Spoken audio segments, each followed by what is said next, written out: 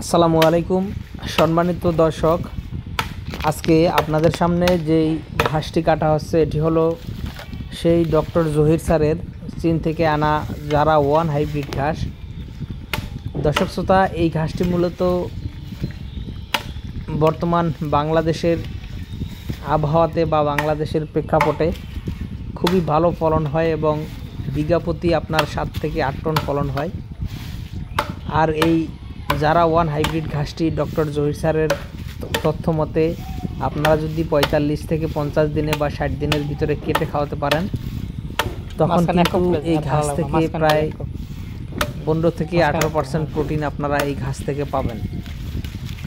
দর্শক, আরেকটি কথা হলো এই যারা ওয়ান হাইব্রিড ঘাসটি খুবই মিষ্টি, যদিও অতটা নরম নয়, মোটামুটি নরম, তবে প্রচুর পরিমাণে মিষ্টি এই ঘাসটি। আর যদি আপনারা 45 থেকে 50 দিন বা 60 দিনে কেটে খাওয়ান, তবে এই কয়েকদিনে কিন্তু অনেক বেশি শক্ত হয় না, মোটামুটি নরম থাকে, সেটা গরু মহিষ খুব সহজেই খেতে পারে।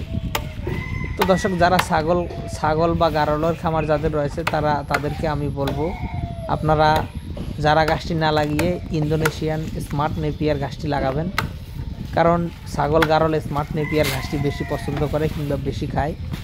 তো দর্শক, আমাদের কাছে স্মার্ট নেপিয়ার ঘাসের কাটিংও রয়েছে। আপনারা যারা ছাগল এবং গারল খামারি তারা আমাদের কাছ থেকে স্মার্ট নেপিয়ার ঘাসের কাটিংটাও নিতে পারেন। তো দর্শক, যে কথা বলছিলাম, যারা ঘাসটি 45 থেকে 60 দিনে যদি কাটেন, তখন কিন্তু গরু খুব সহজে খেতে পারবে, তখন কিন্তু অতটা শক্ত হবে না। আর এই ঘাসটি মোটামুটি অল্প সময়েই কিন্তু ভালো ফলন হয় এবং বাংলাদেশের যে আবহাওয়া, এই আবহাওয়াতে কিন্তু খুব ভালোভাবেই কিন্তু এটা খাপ খাইয়ে নিতে পেরেছে। অন্যান্য ঘাসের তুলনায় জারা ঘাসটি কিন্তু বাংলাদেশের আবহাওয়াতে ভালো ফলন হয়।